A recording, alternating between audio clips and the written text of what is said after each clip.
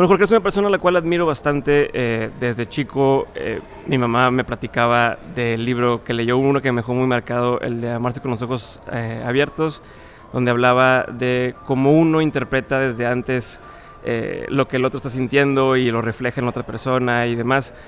Y me dejó muy marcado, entonces yo siempre desde que inicié el podcast dije, algún día voy a estar sentado hablando con Jorge. Hoy es el día, gracias a Georgia, que nos ayudó a hacer esto suceder. Un beso para ella. Y como el tiempo es poco, tengo una pregunta y quiero nomás empezar por ahí. ¿Cómo, si en algún momento te imaginaste que ibas a estar haciendo lo que estás haciendo el día de hoy? ¿Y en qué momento de tu vida fue donde dio ese giro y dijiste, por aquí estoy? No tengo entendido que antes de esto estabas encaminado directamente al tema de la medicina, estás en la psicología, pero no sé si te imaginabas dando charlas, te imaginabas escribiendo. Bueno, en realidad es muy difícil imaginarse que esto es lo que le va a pasar a uno. No importa cuán fantasioso sea, ¿no? Quiero decir, pregúntale a cualquier persona que se haya destacado en su actividad y te dirá que su fantasía empezó mucho más tarde. Es muy difícil que desde el principio uno diga, bueno, yo voy a hacer, ¿no? No sé, quizás algunos dotados. Pablo Picasso decía que la madre le solía decir, si eres militar vas a llegar a coronel. Y si eres cura vas a llegar a obispo. Yo me dediqué a la pintura y me hice Picasso. Decía Picasso. Así que quizás él tenía la mirada. Yo no. Yo nací en Buenos Aires, en un suburbio de la ciudad, en un barrio de clase media baja. Fui a la escuela del Estado, en la primaria, la secundaria, la universidad pública. Tuve la formación que tiene cualquiera de los médicos formados en Argentina, donde ya la Universidad Argentina había dejado de ser la excelencia que había sido. Así que la verdad es que la carrera siempre ha ido por delante de mí, siempre me ha sorprendido. Siempre fui detrás de los acontecimientos que pasaban. Por supuesto que jamás en la vida pensé si mis decisiones terminaron hasta dedicarme a ser un psicoterapeuta. Hasta ahí terminaron mis decisiones conscientes. Todo lo demás que pasó, me pasó y yo me aproveché de ello, me valí de ello, me apoyé en ello, me gustó, lo disfruté, lo expandí, lo desarrollé. Pero no es algo que yo busqué. Yo no busqué ser un escritor, mucho menos un escritor que publicara en muchos países fuera de Argentina, mucho menos conocido, mucho menos famoso y muchísimo menos y muy lejos transformarme en alguien para quien sus libros sean su medio de vida, que es lo que hoy me pasa, ¿no? Este es un club muy exclusivo que cuenta con muy pocos socios, de vivir de lo que uno escribe. Okay, pero ¿y hubo un momento, una vez que iniciaste, que ya, oye, escribí mi primer libro, donde dijiste, wow, se me están abriendo unas puertas que a lo mejor no veía y qué sucedió ahí? Porque tuviste que tomar una decisión, me imagino, de busco este camino o sigo siendo psicoterapeuta y me quedo en eso solamente. ¿Cómo fue? En realidad es una mezcla de cosas también y yo no sé si te puedo decir que fue una decisión mía, la verdad. No estoy muy consciente de eso. Lo que sucedió fue que los libros se empezaron a hacer conocer, el boca a boca funcionó maravillosamente. De hecho, mis 3 libros fueron ideas derivadas de cosas que no tenían nada que ver con escribir un libro. El primer libro fue una recopilación de cosas que yo escribía para mis pacientes en el interno de la consulta. El segundo libro fue el resultado de una ampliación de mi modelo terapéutico, producto de un pedido de mi editor. El tercer libro tiene una historia asombrosa, que bueno, para ser breve y explicándola, en el segundo libro yo contaba un montón de cuentos, pero había algunos cuentos que no tenían autor porque eran míos, los había escrito yo. Y entonces en la bibliografía que traía este libro detrás, había un listado de cuentos que servía además como índice, y para que estos cuentos que no tenían autor podrían estar, la referencia de estos cuentos era un supuesto libro anterior, de un supuesto Cuentos para Pensar, de una supuesta editorial Aquí y Ahora, donde aparecían estos cuentos de un libro que por supuesto no existía. Y la magia fue que los lectores, que empezaron a popularizarse, empezaron a ir a las librerías a pedir ese libro que no existía. Okay. Y entonces mi editor me dijo, oye, ese famoso cuaderno cuadriculado donde tú escribes tus cosas, ¿lo tienes? Le digo, sí. Me dice, yo lo quiero publicar. Le digo, ¿qué vas a publicar? ¿Mi cuaderno de notas? Me dice, no, está pasando esto. Okay. Y entonces le dije, pero ese libro no existe. Me dijo, bueno, escríbelo. Ok, salió de la... Sí, y ese fue el tercer libro. Es una cosa asombrosa que nadie puede prever que esto puede llegar a pasar. Y bueno, y así fueron dándose las cosas, así me fui enamorando de la idea de escribir, de la idea de trascender. Siempre pensé que un terapeuta es una inversión muy grande para una sociedad, digamos, formar un terapeuta, de verdad formarlo, ¿no? Es una inversión muy grande, son entre 30 y 35 años de inversión en una persona. Si un terapeuta formal que atiende un consultorio y atiende 4 o 5 pacientes por día, 3 veces por semana, formar un terapeuta durante 35 años para que atienda 15 pacientes por año, es un despropósito económico, digamos así, desde el punto de vista de la energía social. Siempre pensé que los terapeutas y muchos otros pensadores, hacedores y formadores de opinión deberían salirse del entorno de sus lugares para llegar más allá, ¿no? Para aprovechar un poco lo que han estudiado y lo que han recibido. Y eso es lo que intenté hacer. Empecé escribiendo para algunos magazines, algunos periódicos barriales. Después, cuando la historia de mis libros se trascendió, la radio empezó a llamarme para hacer columnas, de la radio a la televisión.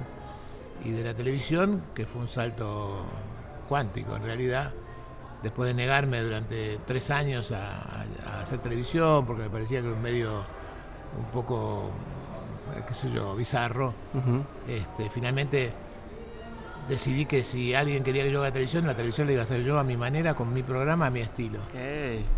Y entonces me dijeron que no, por supuesto, porque el programa a mi estilo no era comercial y no tenía sentido. Y entonces yo dije, bueno, si no, no. No, pero la televisión, yo dije, no, a mí no me interesa la televisión, a mí me interesa lo que yo puedo hacer con la televisión, no lo que la televisión puede darme a mí, es lo que yo puedo darle a la gente. Yo, con lo que yo tengo estoy hecho, no necesito nada más. Claro, es que me parece que como tienes tan claro tu propósito, da igual el medio por el cual lo haces, ¿no? Y en ese momento era trascender y no tenía nada que ver con ninguna cosa que representara. De hecho, esos 2 años que yo estuve haciendo mi programa de televisión, que finalmente aceptaron tal como yo lo diseñé, donde el canal perdía dinero y nadie que estuviera alrededor mío ganaba, porque yo no recibía pacientes, cancelé mi consultorio durante esos 2 años, no permitía que ninguno de los terapeutas que trabajaban conmigo tomaran pacientes que venían, a pesar de que había 15 o 20 llamados por semana pidiendo terapia, nosotros los derivábamos a los centros asistenciales gratuitos de la ciudad. Y querían poner un teléfono de pago donde la gente tuviera que pagar para llamar o pagar para una consulta, yo dije que no. Querían poner anuncios de medicamentos o de centros de asistencia, yo dije que no. En un momento determinado el productor me dijo, pero usted no quiere que nosotros ganemos plata, doctor. Y le dije, no, este es un programa de servicios. Este no es un programa para ganar dinero. Hay tanto programa para ganar dinero. ¿Por qué tiene que ser con este? Y me dice, porque tenemos 2 millones de seguidores por día. Wow. Le dije, bueno, es una buena razón. Yo, no te preocupes, pronto me voy y vas a tener el espacio libre. No. Finalmente, a los 2 años, cuando yo pensé que el ciclo había terminado, me fui. Pero estaba sembrado, ¿no? 2 millones de personas por día que te ven en un canal de aire, es un caudal de gente que te sigue, que te quiere, que te recuerda, y que hoy, 20 años después, yo camino por Buenos Aires y la gente me dice, ¿cuándo vuelve a la tele? No me dice, leí su último libro, ¿eh? Sí, no, la televisión. Me dice, ¿cuándo vuelve a la tele? Okay. Así que esto fue una cosa muy impresionante. No se tradujo rápidamente en la venta de libros, pero sí se tradujo en la historia de ser alguien conocido y reconocido, que motivó en esta historia del agobio que significa no poder caminar por la calle, no poder sentarse en un restaurante, no poder sentarme a tomar un café con mi hija, significó que yo me fuera de Argentina, porque de verdad no era ni mi objetivo ni mi pasión, ¿no? Buenísimo. Aprovechando la vuelta que tienes aquí a Monterrey hoy, que vas a hablar vos vas a contar 10 historias alrededor de la felicidad. ¿Podrías adelantarnos una historia de todas las que tienes o algún aprendizaje de este tema? Mira, el primer cuento del que yo hablo en la charla es el primer cuento que me contaron a mí. Es decir, la charla de hoy comienza con mi propia historia personal. Yo vengo de una casa donde había cuentos por todos lados, ¿no? 4 abuelos, 2 de ellos árabes, 2 de ellos judíos, contaban historias todo el tiempo. Historias del derviches, historias de rabinos, historias del Islam, historias del Talmud. Había historias por todos lados. Mi padre, un amante de la lectura, obsesivo amante de la lectura, no tenía nada, salvo libros. Lo único que su patrimonio personal era un par de zapatos, un traje que usaba para ir a trabajar y cientos y cientos de libros de historias increíbles que de vez en cuando nos contaba a mi hermano y a mí. En una casa como esta era natural que los cuentos formaran parte de ella. Y la costumbre que habían instalado mis padres era, no había ninguna razón para que en la noche, cuando nos acostábamos, o mi padre o mi madre nos contaran un cuento. Siempre había un cuento ahí. Y por supuesto, como todos los niños, uno tenía su cuento favorito o sus cuentos favoritos. Y el mío era El Patito Feo. Cada vez que nos daban a elegir qué cuento quería que nos contaran o qué cuento quería que nos leyeran, yo siempre elegía El Patito Feo. Y me parece muy significativo pensar que este es el cuento que yo más recuerdo y por ello mi preferido, porque de ahí yo he concluido muchas cosas, ¿no? Aprendí de ese cuento, poquitos años después, un mensaje que me sirvió y me sirvió mucho, y muchos años después otro mensaje que me sirvió todavía más. Conocen la historia del Patito Feo, una historia que tiene más de 2000 años, está en el Pachatrantra, está en algunos libros en sánscrito, está en los jeroglíficos egipcios relatado, no con un pato sino con un águila, pero de todas maneras la misma historia finalmente, y habla sobre la discriminación, habla sobre el rechazo, sobre sentirse separado de los demás por ser diferente en realidad. Obviamente el mensaje de la historia es: descubre el cisne que hay en ti, no te quedes con lo que los demás dicen de ti, sino busca lo más hermoso que hay en ti, que está escondido detrás de lo que los otros no ven. Y este mensaje de rescate que yo de verdad me apliqué desde muy temprano. Yo fui rechazado a lo largo de mi vida por muchas cosas. Rechazado por no tener dinero para comprar zapatillas de marca, rechazado por ser gordo, rechazado por ser torpe, rechazado por no tener la última lapicera que todos los chicos tenían, rechazado por ser bueno en matemáticas, rechazado por ser malo en fútbol. Es decir, yo tuve que usar ese cuento muchísimas veces para rescatarme a mí de este dolor del rechazo de los demás, ¿no? Pero después, con el paso del tiempo, y esto es lo primero que yo voy a decir en la charla, es que este cuento que Andersen rescata después, un poquito edulcorado, digamos, es también un cuento que habla de las 3 preguntas existenciales de la filosofía desde que el hombre piensa. Desde Platón, desde Sócrates, desde Aristóteles para acá, la filosofía occidental nos enseña que hace falta contestarse a las 3 preguntas existenciales básicas: ¿quién soy, dónde voy y con quién? Pero sorpresa que yo descubrí cuando empecé a trabajar sobre los cuentos, que esas 3 preguntas estaban ahí, en mi cuento favorito de la infancia. En el mismo cuento. Que el Patito Feo, en realidad, para llegar al final feliz que la historia llega, donde él se encuentra realmente con su familia de origen, por llamarla de alguna manera, con su grupo de pertenencia, para llegar a ese final él tiene que contestarse las 3 preguntas. Y de hecho se las contesta, y se las contesta en ese orden. Él tiene que saber que él no es un pato, en realidad, que está ahí pero no es un pato. Él tiene que saber que su destino está fuera de la granja, que en realidad él tiene que elegir este camino y salirse de lo que hoy se llamaría su zona de confort para buscar verdaderamente su propio camino y alinearse en él. Y tiene que encontrarlos con quién, aquellos que como él son diferentes de los demás. Es sorprendente que en un cuento para niños, entre comillas, y tan antiguo, estén escondidas estas 3 preguntas que tanto trabajo nos dan. Así que seguramente si tuviera que elegir un cuento para contar, y no lo voy a contar porque todos lo conocen, elegiría El Patito Feo, que es el que da inicio a la charla de hoy. Buenísimo. Ahora sí, última pregunta. Jorge, gracias por tu tiempo, y esa pregunta se la hacemos a todos los invitados y es de las favoritas de la comunidad de Mentes, y sería: de todo lo que has vivido en tu carrera profesional, en lo personal y ahora en esta faceta que tienes de tu vida, has aprendido un montón de cosas. Si tuvieras que quedarte con 3 aprendizajes que no quisieras olvidar nunca, quisieras tener siempre presente esas 3 cosas, ¿cuáles serían?